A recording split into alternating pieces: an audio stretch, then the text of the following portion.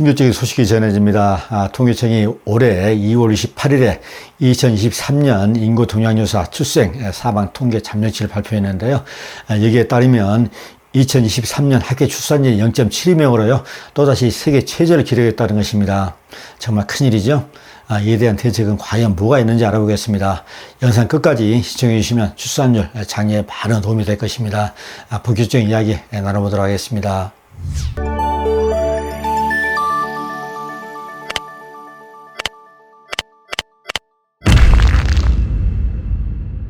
합계 출산율은 15세부터 49세 여성 1명이요.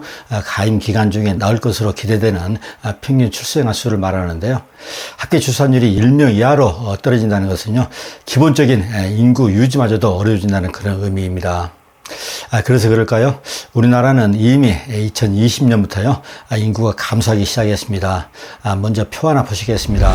이 도표는요, 1970년부터 2023년까지의 출생아 수 및 합계 출산율인데요. 아직 확진된 것은 아니고, 잠정치입니다. 확정된 수치는요, 올해 8월에 발표한다고 하니까요, 참고 바랍니다. 70년에 신생아 수가 101만 명이었던 것이 쭉 이렇게 감소하면서 급기야 2023년에는 23만 명으로 떨어졌습니다. 합계 출산율도 0.72명으로 다시 세계 최저를 경신했죠. 이 말은 백상의 부부가 평생 72명의 아이를 낳는다는 그런 얘기입니다. 한 쌍의 부부가 평생 한 명도 아닌 0.72명을 낳는다는 그런 말이죠. 참으로도 너무나도 심각합니다. 2013년부터 세부적으로 다시 한번 볼까요? 우리나라가 더 문제가 되는 것은요, 2015년부터 급격하게 출산율이 떨어지고 있다는 것입니다. 그 끝이 보이지 않습니다. 일반적으로 선진국은 출산율이 낮은 경향이 있습니다. 이유는 남녀평등 사상과 관련해서요, 여성 사회준출이 높아졌기 때문으로 이렇게 풀이되고 있는데, 그런데도 OECD 평균 합계 출산율은 1.6명입니다.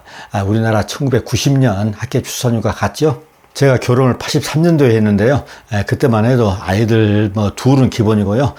많게는 셋, 넷까지 난 친구들도 있어요. 지금 생각해보면 참 옛날 얘기죠. 요즘에는 서울에서도 있잖아요. 초등학교에 입학하는 학생 수가 줄어들어가지고 폐교한 학교가 이렇게 생겨나고 있다고 합니다. 참 정말 큰일입니다. 물론 지방의 경우에는 훨씬 오래전부터 이제 폐교한 학교가 이렇게 많았잖아요. 이렇게 학생 수 감소로 폐기되는 학교가 서울에까지 파급되고 있다니까요. 정말 심각한 문제가 아닐 수가 없습니다. 제가 다니는 학교도요, 작년에 비해서 신입생 수가 많이 줄어들었습니다. 합계 출산율이 점점 줄어드는 원인은 무엇일까요?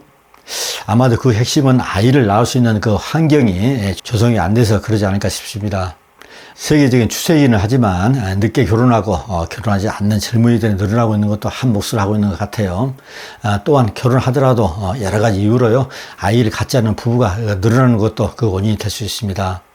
예전에는 맞벌이 부부가 그렇게 많지 않았잖아요. 그런데 지금은 사정이 완전히 달라졌습니다. 맞벌이 하지 않고서는요, 생활이 안 되는 그런 세상이 온 거죠. 집값은 천정부지로 뛰어오르는데 언제 돈 벌어서 집 사고 또 아이들 과외비는 어떻게 충당할까요? 이래저래 큰 고민에 빠질 수밖에 없습니다. 그러다 보니 주부들이 맞벌이 전선에 뛰어들지 않을 수가 없는 거죠. 여기서부터 문제가 심각해지기 시작합니다. 표 하나 더 보시겠습니다. 2022년 출생아 부모의 출생연도 육아휴직 현황인데요. 관련 지표는 공무원, 교사 등 고용보험 미가입자는 집계에서 제외됐습니다. 표에서 보시는 바와 같이요. 2015년부터 꾸준하게 육아휴직 이혼율이 이렇게 높아지고 있지만 출생아 아버지의 경우에는 겨우 6.8%, 또 어머니는 70%, 전체 합계가 30.2%밖에 되지 않습니다.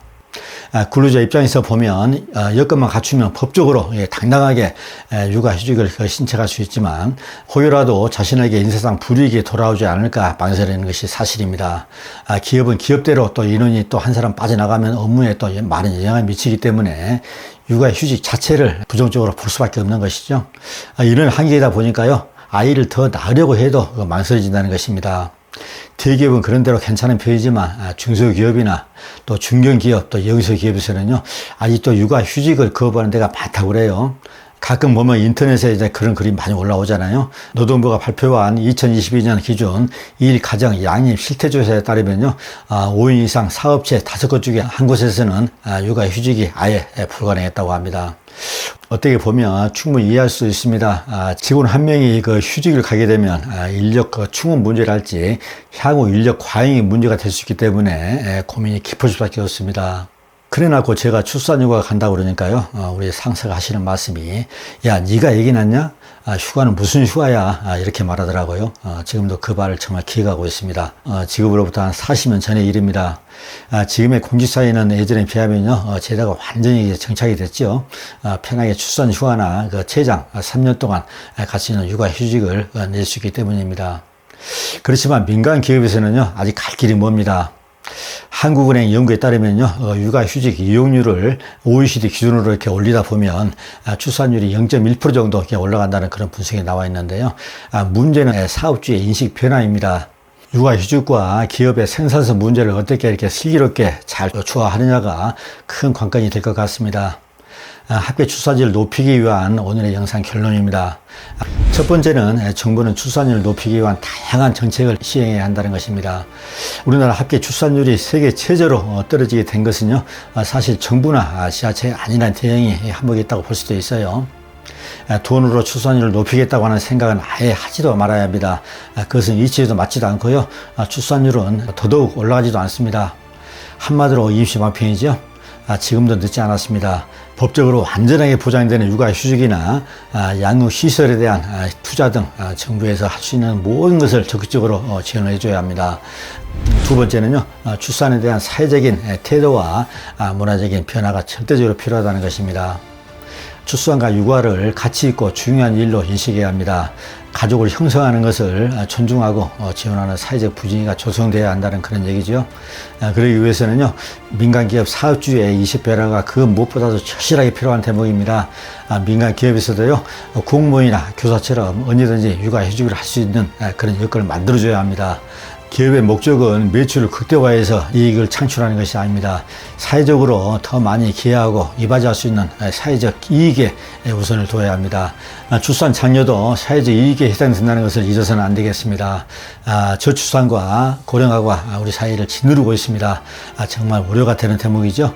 그렇지만 우리가 어떤 민족입니까? 다 같이 중지를 모으면 못할 일도 없을 것입니다. 자, 오늘 방송 여기서 마칩니다. 영상 좋으셨다면요, 자, 구독과 좋아요 꾹 한번 눌러주십시오. 도종훈 방송으로 보답하겠습니다. 감사합니다.